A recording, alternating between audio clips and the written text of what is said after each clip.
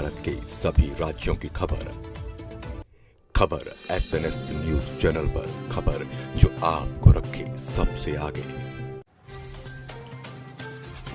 रामपुर में राष्ट्रीय स्वयंसेवक संघ की महावीर बस्ती शाखा द्वारा गठित आयोजन समिति ने 20 जनवरी 2026 को एक विराट हिंदू सम्मेलन का आयोजन किया। कार्यक्रम का आयोजन सगुन मंडप माला रोड पर किया गया, जिसमें हवन एवं सहभोज की व्यवस्था की गई। सम्मेलन में मुख्य अतिथि के रूप में राधेश्याम शर्मा वासंते और मुख्य वक्ता के रूप में वेदपाल जी सह प्रमुख मेरठ प्रांत ने भाग लिया। आयोजन समिति के अध्यक्ष धीरेन्द्र मोहन सक्सेना मंच पर उपस्थित रहे। मुख्य वक्ता वेदपाल जी ने अपने ओजस्वी भाषण में संघ के उद्देश्यों और हिंदू समाज की एकता की प्रासंगिकता पर प्रकाश डाला। उन्होंने समाज में व्याप्त कुरीतियों, भेदभाव और विषमताओं के निराकरण पर जोर दिया।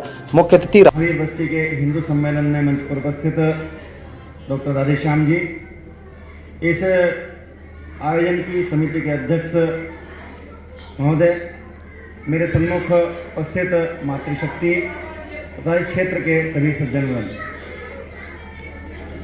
तो हम सब आए हैं परिवार सहित। अपेक्षा भी यही थी कि परिवार सहित ही आए। हम देश को, समाज को संभालने की बात भी करते हैं, तो परिवार को भी संभालने की बात करनी पड़ेगी।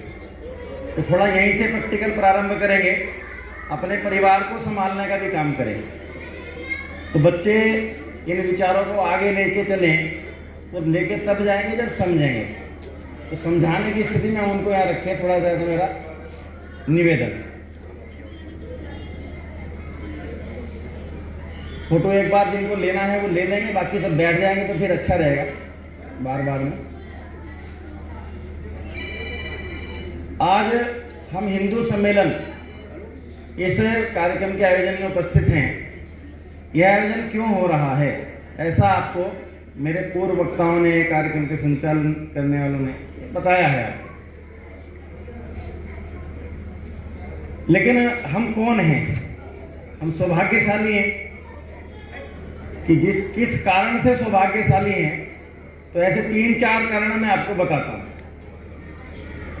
कहते हैं कि 84 लाख योनियां हैं, उनमें श्रेष्ठ योनि मनुष्य योनि की मिलती है। 84 लाख योनियों को पार करने के बाद हम मनुष्य योनि में जन्म लेते हैं। तो हम सौभाग्यशाली हैं कि हमको मनुष्य के रूप में जन्म मिला।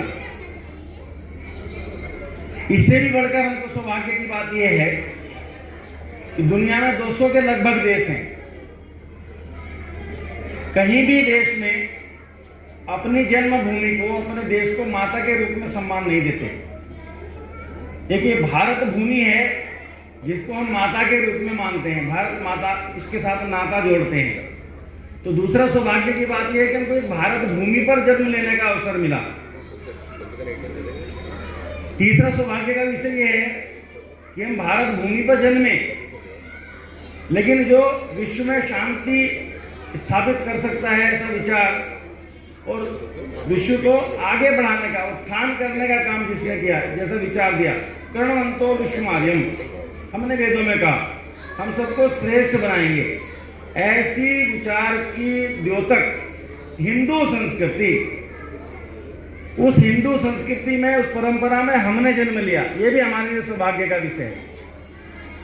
और चौथा सौभाग्य का विषय ये भी है कि जिस उपलक्ष्य में, जिसके संगठन के 100 वर्ष का कार्य पूरा होने के कारण आज ये हिंदू सम्मेलन हम आयोजित कर रहे हैं, तो उसके कार्य के साथ भी प्रत्यक्ष अप्रत्यक्ष रूप से हम जुड़े हुए हैं। तो हम सौभाग्यशाली हैं कि ईश्वर ने हमको चुना इस काम के लिए। तो